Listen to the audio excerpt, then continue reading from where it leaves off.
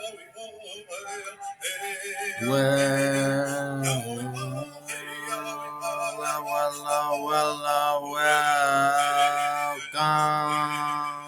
back.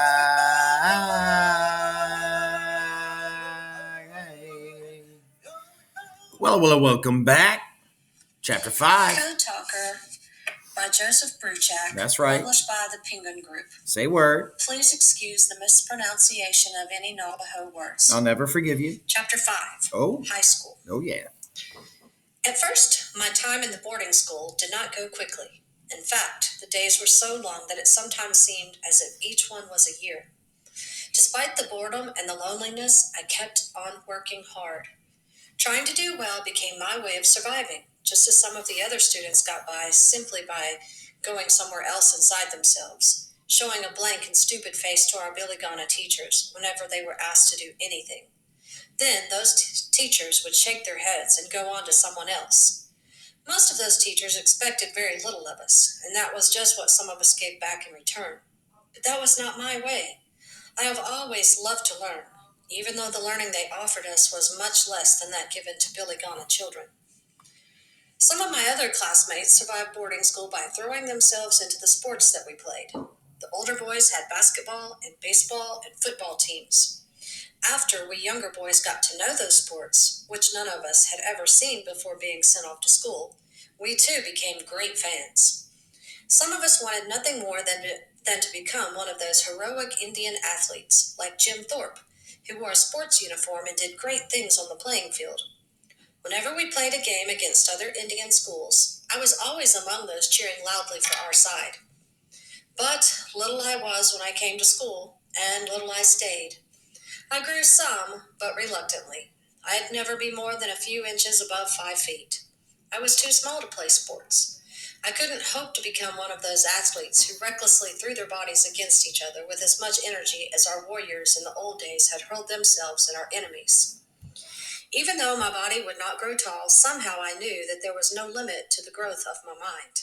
I read and studied and wrote, and my teachers noticed.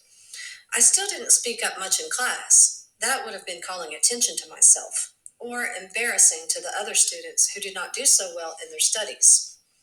Instead, I just did well on my written work, passing tests with high grades and handing in assignments done in perfect English. Nettie, you are almost as bright as a little white child, Yikes. The teachers would say, meaning to compliment me. You should speak up more in class. Ugh. Some of them would even pat me on my head as if I were a little pet monkey that had just done well at obeying a command. Ugh. Thank you, teacher, I would answer in a voice just loud enough to be heard. Someday, I said to myself, I will become a teacher, one who does not just teach, but also shows respect to all his Indian students and expects the best of everyone. I worked hard with that goal in mind. Because I took such interest in my studies and in that good goal of becoming a teacher, time no longer crawled by like a snail trying to get to the top of a big stone. The hours and days, the weeks and months, and even the years grew legs and began to run like an antelope. Almost before I knew it, the day came when I graduated from the mission school. For many Navajo students, this was the end of formal education, but I had done so well that I was accepted into the high school program. It made me so happy. There were 2 good things about the high school program. The first and best was that instead of being a journey of many days, Navajo High School was only 20 miles away from my home. I would still be living in a school dormitory, but now I would be close enough to visit my parents often and the younger brothers and sister who had been born during my years at boarding school. At the old school, I could only go home summers. Now I would be with my family every weekend and every holiday. I have said that there were 2 good things about the high school program. The second was that the teaching was better. Since we had gained that much education, the high school teachers assumed that we were educable. They did not often do such things as use our entire school day cleaning classrooms and washing the windows of the building. More information was offered to us, along with a real library. I read every book I could get my hands on and welcomed the challenge of better classes.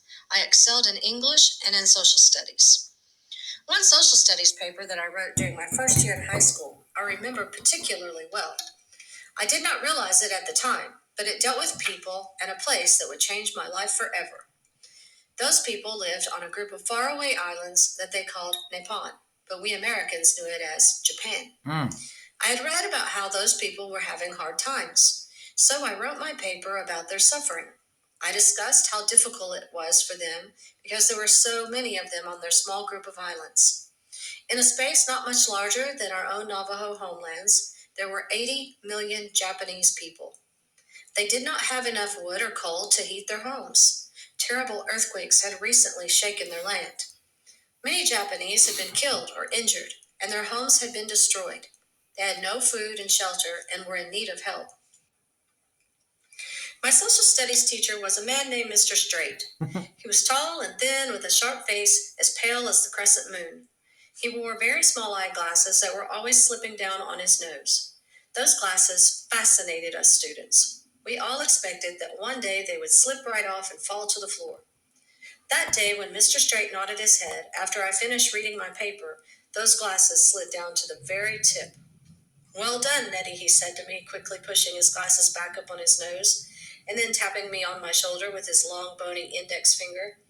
"I doubt that your average white student could have said it much better." Oh, my God. Soon after that, we students at Navajo High School had our own food drive for the poor, hungry Japanese.